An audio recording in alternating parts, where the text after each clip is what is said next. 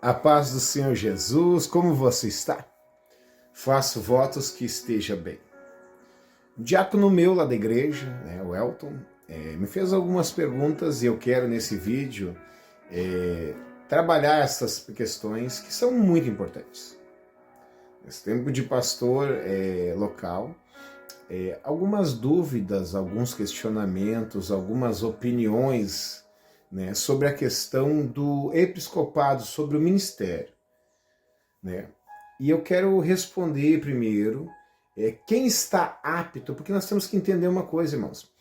Há uma grande diferença de salvação e ministério. A Bíblia fala que Jesus morreu na cruz para nos resgatar da condenação e do pecado. João 3,16 diz, porque Deus amou o mundo que deu o seu Filho unigênito para todo aquele que nele crê, para que tenha a vida eterna.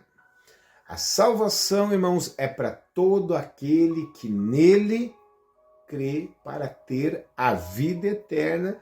E nisso a Bíblia ela é muito incisiva. Todos são filhos de Deus? Não. Quando você aceita Jesus, você se transforma co-herdeiro das conquistas na cruz e assim filho de Deus pelo sangue de nosso Senhor e Salvador Jesus Cristo. Quando você nasce das águas, como está em João 3, e nasce do Espírito, você herda o reino dos céus sobre a sua vida. Claro que eu acho muito interessante que Paulo diz que ele combateu o bom combate, acabou a carreira e guardou a fé.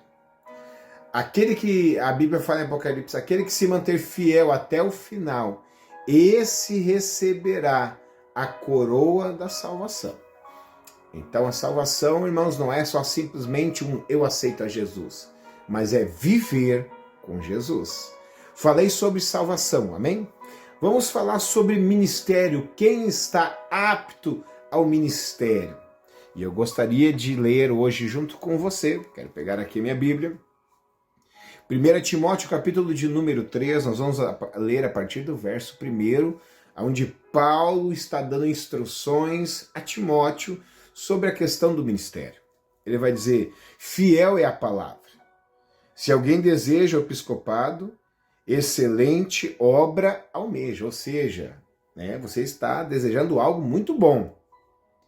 Porém, ele vai dizer, é necessário, pois, que o bispo seja irrepreensível, esposo de uma só mulher, moderado, sensato, modesto, hospitaleiro, apto a ensinar, não dado a vinho, nem violento, porém cordial, inimigo de conflitos, não avarento, e que governe bem a própria casa, criando os filhos sob a disciplina, com todo o respeito. Pois se alguém não sabe governar a própria casa, como cuidará da casa de Deus, ou da igreja de Deus? Não tem como, certo? Que o bispo não seja recém-convertido, para não acontecer que fique cheio de orgulho e incorra na condenação do diabo. É necessário também que ele tenha bom testemunho dos de fora, a fim de não cair na desonra e no laço do diabo. Irmãos, aqui nós temos muitos critérios para quem deseja o episcopado ou o ministério. E a grande maioria hoje, irmãos, estão saindo do propósito, não usando mais a Bíblia como uma referência para o ministério. Irmãos, na região ao qual aqui eu sou pastor, no Rio Grande do Sul, muitos estão se autodenominando pastores, estão se autoproclamando ministros, abrindo igrejas, porque infelizmente Muitos alugam um prédio, abrem ou a porta da sua garagem, colocam algumas cadeiras e acreditam que isso é o suficiente para serem pastor. Mas não é o que a Bíblia diz. Primeira coisa que nós temos que entender é que ele deve ser esposo de uma só mulher.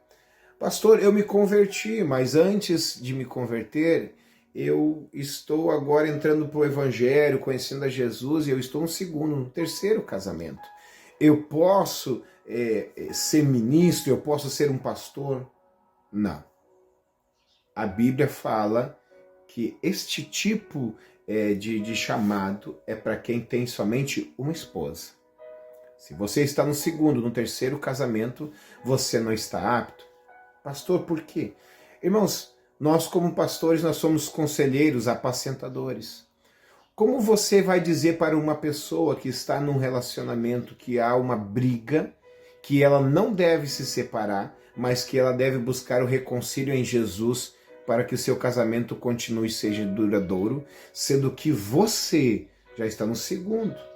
Isso acontece, irmãos, tanto fora da igreja, e depois vem para a igreja e se converte, como pessoas que estão dentro da igreja e já estão no segundo, terceiro casamento.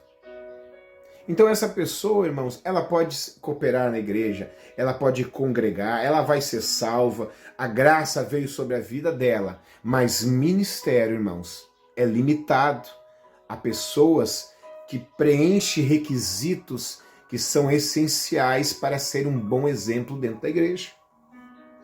Ou seja, moderado, sensato, modesto, hospitaleiro, apto a ensinar. O que mais me chama a atenção é que hoje a maioria das pessoas, elas querem ensinar sem antes terem sentado para aprender.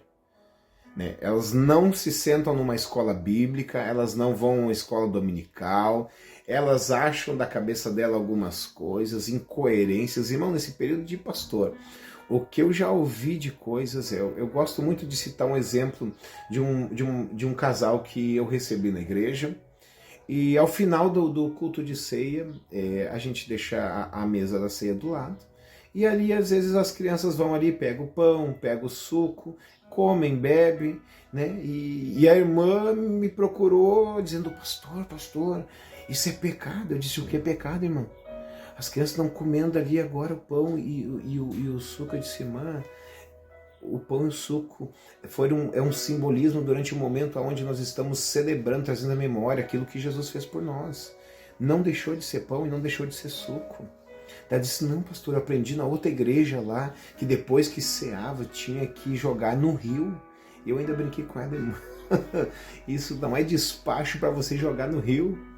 Isso é só simplesmente um ato que nós estamos fazendo, permitido e pedido pelo nosso Senhor, de trazer à memória o seu sacrifício vigário. Então, irmãos, você vai ver muitas doutrinas que são ecumênicas, né? De outras religiões sendo introduzidas por pessoas, pois Oséias 4,6 fala que o povo perece porque lhe falta conhecimento, e conhecimento das escrituras ou da palavra. Então, você precisa entender que se você não se encaixa dentro deste padrão ao qual aqui, irmão, nós temos a Bíblia descrevendo, ora, vai dizer, não dado a vinho. Ah, pastor, mas a Bíblia fala bebeis, mas não embriagueis. Irmãos, Paulo também vai dizer, não vos enchei-vos de vinho, aonde há contendas e dissensões, mas enchei-vos do Espírito Santo de Deus, aleluia. Eu não sou dado à bebida forte, não bebo vinho. E eu gostaria que você compreendesse, irmãos, que aquilo que antes outrora fez mal para mim, agora eu abandonei. Eu sou uma nova criatura. E aqui, irmãos, está dizendo, e Paulo está falando, que não seja dado ao vinho. E quando ele está dizendo não seja dado ao vinho, é uma questão de estar sempre, né? Porque tudo começa, vou usar o exemplo como a gente socialmente. Tudo começa socialmente. Não violento, porém cordial. Inimigo de conflitos.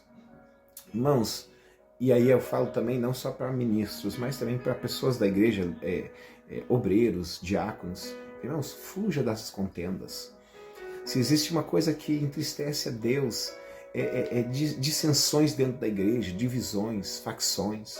Isso é algo que entristece não somente a Deus, mas quem vê de fora isso, irmãos, não vê isso com bons olhos. Pessoas que deveriam estar se respeitando, amando, estão vivendo de uma maneira totalmente equivocada. Não avarento, irmãos. Meu Deus, irmãos, como eu conheço ministros ou pastores que falam em dízimo e que não são dizimistas, que falam em oferta, mas não ofertam. Irmãos, se você não viver, não pregue. Pois, irmãos, eu aprendi que isso é hipocrisia. Ensine aquilo que você vive, ensine aquilo que você coloca em prática na sua vida, para que tenha autoridade naquilo que você vai falar. Que governe bem a própria casa, irmãos, aleluia. Isso é interessante. Muitas vezes a gente não sabe educar os nossos filhos e queremos educar um povo, que é o qual Deus colocou debaixo de nós como ovelhas para serem apacentadas.